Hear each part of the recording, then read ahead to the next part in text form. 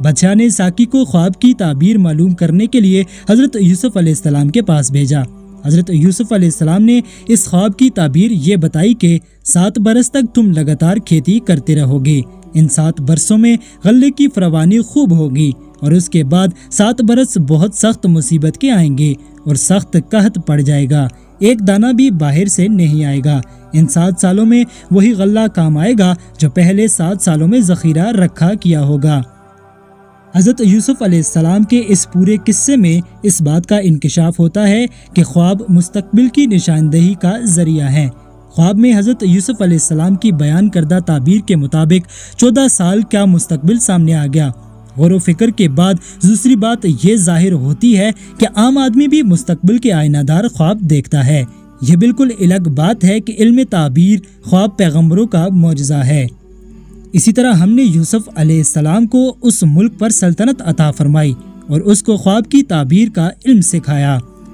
ख्वाब में पोशीदा हिकमत और हज़रत यूसुफ अलैहिस्सलाम की बयान करदा ताबीर से बादशाही मिस्र बेहद मुतासिर हुआ। उसने ऐसे साहिब इल्म आदमी को रिहा करके दरबार में हाजिर करने का हुक्म दिया, लेकिन हज़रत यूसुफ अलैहिस्सलाम ने रिहा होने से इनकार कर दिया और मुतालबा किया कि उस इल्ज़ाम की तहकीक की जाए जिसके तहत वो कैद किए गए थे। बादशाह को यकीन हो गया कि कैदी साहिब हिकमत और बुजुर्ग है और ये साहिब इल्म बरगुज़ीदा शख्स यकीनन बेगुनाह है, वरना इल्ज़ाम की तहकीक का मुतालबा न करता और बखुशी जेल से बाहर आ जाता। शाही मिस्र ने तहकीकात का हुक्म दिया और नतीजा में हज़रत यूसुफ अलैहिस्सलाम बेकसूर साबित हुए। ख्वाब की ताबीर मालूम होने के बाद बादशाह ने दरबार में मौजूद माहिरीन को इस सूरत हाल से निमटने की हदायत की। यह ख्वाब जिस तरह अनोखा था, इसी तरह ताबीर भी अजीब थी और सारे दरबार में एक भी फर्द ऐसा न था जो इस काम से ओहदा बरास्त हो सकता। तब हज़रत यूसुफ अलैहिस्सलाम ने इस कहत साली से बचने की तदाबीर भी बता दी। बादशाह उनके इल्म व हिकमत और बुजुर्गी का पहले ही मुतारिफ था। अब उसके दिल में हज़रत यूसुफ अलैहिस्सलाम की इज्जत व अजमत घर कर गई। उसने इन तदाबीर को न सिर्फ कबूल कर लिया बल्कि हज़रत यूसुफ अलैहिस्सलाम को उन पर अमल करने का इख्तियार भी दे दिया और कहा, आज से तू मेरा नायब है, आज से तेरा हुक्म मेरी रियाया पर चलेगा, आज से मैंने तुझे सारी सल्तनत का मुख्तार बनाया, आज से तू अपनी मर्जी का मालिक है। हज़रत यूसुफ अलैहिस्सलाम ने सल्तनत मिस्र की बागडोर संभाल ली और 14 साल की ग़ज़ाई प्लानिंग शुरू कर दी। ज़री ज़मीनों का करीब गल्ला ज़ख़ीरा करने के लिए गोदाम तैयार कराए गए। ये गोदाम अहराम मिस्र की तर्ज पर बनाए गए थे, जिनके अंदर रखी हुई अशिया पर मौसमी असरात असर अंदाज नहीं होते। 7 साल बारिशें खूब हुई और बेहतरीन फसल हासिल हुई। फिर खेतियाँ सूखने लगी, जोहड़ों और तालाबों में जमाशुदा पानी ख़त्म हो गया। लोगों के पास जमाशुदा ग़ज़ाई अजनास की किल्लत हो गई। मिस्र की सारी ज़मीन सूख गई और कुर्बो जवार में शदीद कहत पड़ा। इस वक्त हज़रत यूसुफ अलैहिस्सलाम के हुस्न इंतज़ाम की बदौलत गल्ला वाफिर मिकदार में मौजूद रहा। कनान के बशिंदे मिस्र आकर सरकारी गोदामों से गल्ला लेकर गए तो हज़रत याकूब अलैहिस्सलाम ने भी अपने बेटों को मिस्र से गल्ला लाने के लिए भेजा। हज़रत यूसुफ अलैहिस्सलाम इन गोदामों की देखभाल करते थे और वक्तन फवक्तन तकसीम अजनास का जायजा लेते रहते थे। एक बार जायजा लेने पहुंचे तो एक जैसे लिबास और एक जैसी शक्ल सूरत के हामिल 10 कनानियों को कितार में इंतजार करते देखा। हज़रत यूसुफ अलैहिस्सलाम ने उनको पहचान लिया। इस्तफसार पर उन्होंने बताया कि हम सब आपस में भाई हैं और कनान से आए हैं। हम 10 भाइयों के अलावा एक और भाई और बाप कनान में है। 11वां भाई गल्ला लेने इसलिए न आ सका कि हमारे वालिद आंखों से माजूर हैं। बाप की माजूरी की वजह ये बताई कि हमारे एक और भाई यूसुफ को बचपन में भेड़िया उठाकर ले गया था।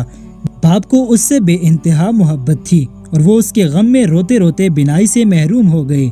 हज़रत यूसुफ अलैहिस्सलाम को ये सुनकर सदमा पहुंचा कि उनके बाप उनकी जुदाई के गम में बिनाई खो चुके हैं। साथ ही अपने छोटे भाई की फिक्र भी लाहक हुई। आपने अपने भाइयों से कहा कि तुम लोग कनान से आए हो, मुमकिन है तुम्हें यहाँ के कानून का इल्म न हो। गल्ला सिर्फ उन्हीं लोगों को दिया जाता है जो यहाँ मौजूद होते हैं।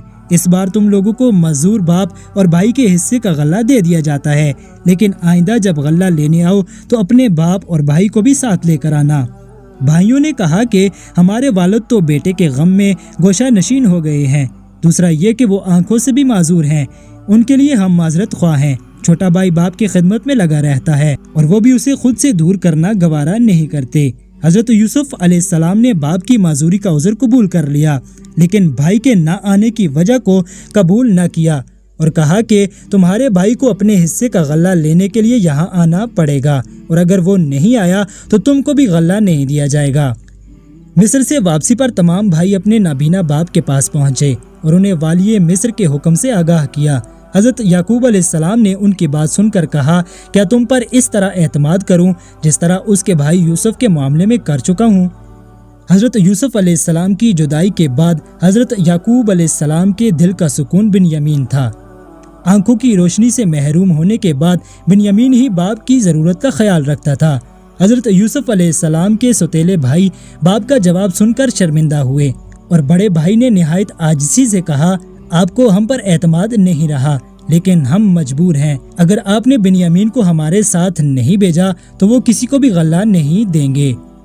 حضرت یعقوب علیہ السلام نے اپنے بیٹوں سے اس بات کا وعدہ لیا کہ وہ بنیامین کو صحیح سلامت باپ کے پاس لے آئیں گے۔ دوسری مرتبہ برادران یوسف کا قافلہ جب مصر کو روانہ ہونے لگا تو حضرت یعقوب علیہ السلام نے بیٹوں کو نصیحت کی کہ دیکھو، ایک ساتھ جتھا بنا کر شہر میں داخل نہ ہونا، بلکہ مختلف دروازوں سے ایک ایک دو دو داخل ہونا۔ حضرت یعقوب علیہ السلام کی بیٹوں کو یہ نصیحت اس وجہ سے تھی کہ جب وہ پہلی بار مصر داخل ہوئے تھے تو جاسوسی کے الزام میں گرفتار کر لیے گئے تھے اور بعد ازاں الزام ثابت نہ ہونے پر رہا ہوئے تھے۔ حضرت یوسف علیہ السلام جانتے تھے ان کے بھائی جو غلہ لے گئے ہیں وہ زیادہ دن نہیں چلے گا۔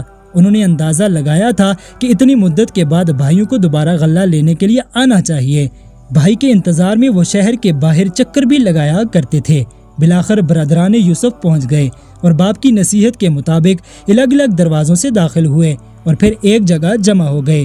حضرت یوسف علیہ السلام نے انہیں شاہی مہمان خانہ میں ٹھہرایا اور اپنے سگے بھائی بنیامین کو تنہائی میں طلب کر کے اسے حقیقت حال سے آگاہ کر دیا۔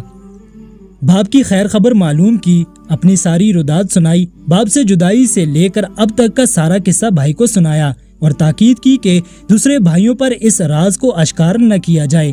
میں ہی ان کا وہ بھائی ہوں جس کو اپنی دانست سے وہ ختم کر چکے ہیں۔ اب کی بار حضرت یوسف علیہ السلام نے تمام بھائیوں کو پہلے سے زیادہ غلہ دیا اور اپنے بھائی بنیامین کو اپنے پاس رکھنے کی یہ ترکیب کی کہ غلہ ناپنے کا شاہی پیالہ اس کے سامان میں رکھوا دیا۔ کنانی جوانوں کا یہ قافلہ بھی روانہ ہی ہوا تھا کہ چاندی کے بنے شاہی پیمانے کی تلاش شروع ہو گئی۔ جب پیمانہ نہ ملا تو قافلے والوں پر چوری کا شبہ ظاہر کیا گیا، کیونکہ صرف اس قافلہ کو تقسیم کیا گیا تھا۔ قافلہ رکوایا گیا۔ برادران یوسف نے اس پر احتجاج کیا کہ چوری کا الزام بے بنیاد ہے۔ بحث و تمہیز کے بعد یہ طے پایا کہ قافلے والے واپس چل کر تلاشی دیں گے۔ اگر الزام ثابت نہ ہوا تو انہیں اس غلط شبہ کے نتیجے میں پہنچنے والی تکلیف کے بدلے میں مزید غلہ دیا جائے گا، اور اگر الزام ثابت ہوا تو مجرم کو قانون کے مطابق سزا دی جائے گی، اور قانون میں اس کی سزا یہ تھی کہ مجرم کو اس شخص کے حوالے کر دیتے تھے جس کی چیز چوری ہوتی تھی۔